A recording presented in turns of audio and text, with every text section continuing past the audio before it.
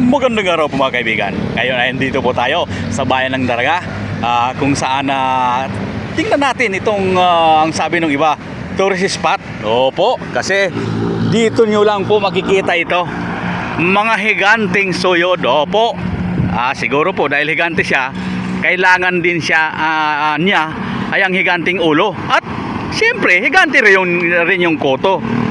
Ito po kasi yung naging reaksyon ng isang local tourist na dito lang daw sa Albay makikita ang higanting soyod.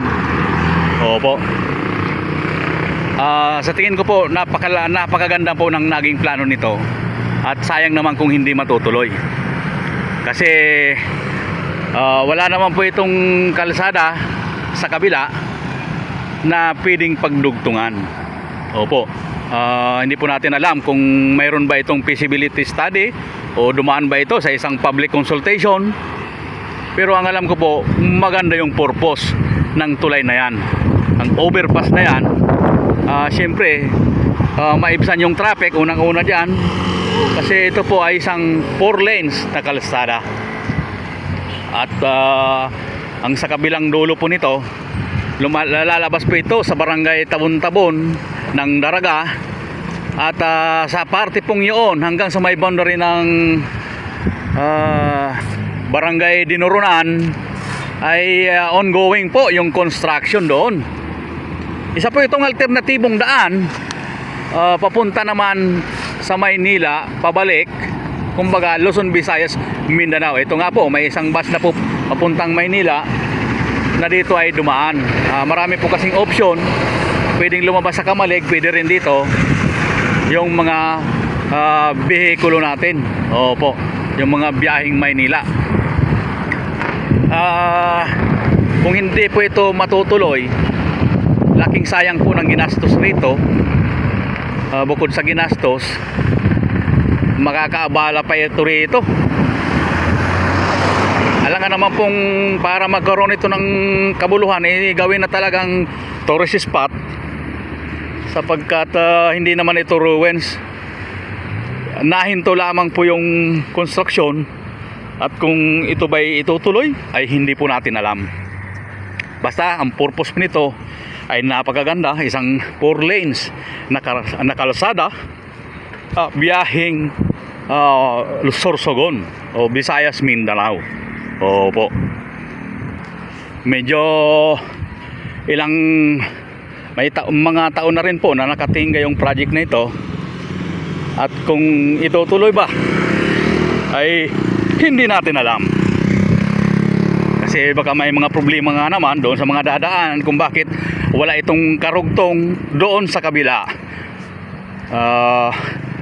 Siguro yung lahat ng mga kailangan gawin dapat nauna sanang ginawa bago pa man inumpisa ng project na ito, kaysa masayang.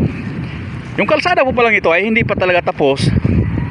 Baka man yung tapos ay pag binaybay nyo po to, may mga sira-sira na rin na parte.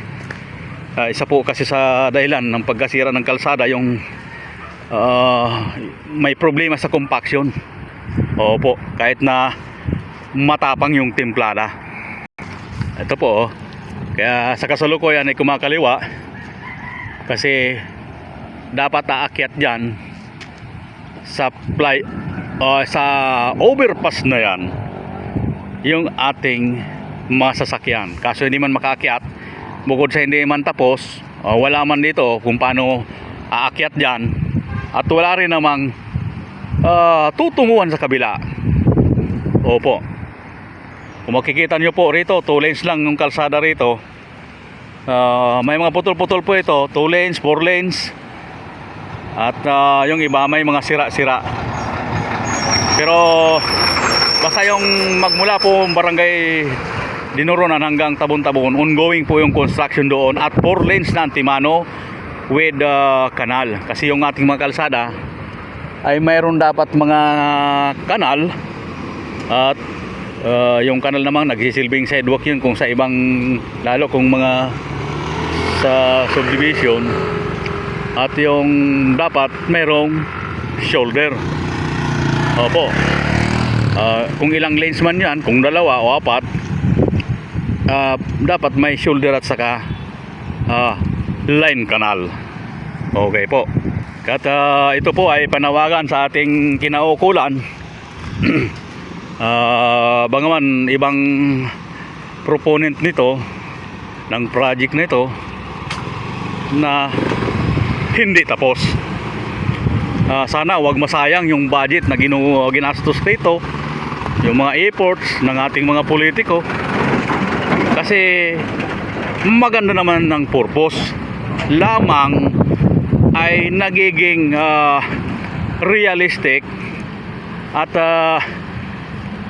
makatotohanan. Hindi yung ganitong ginawan tayo ng isang tourist spot, higanting suyod.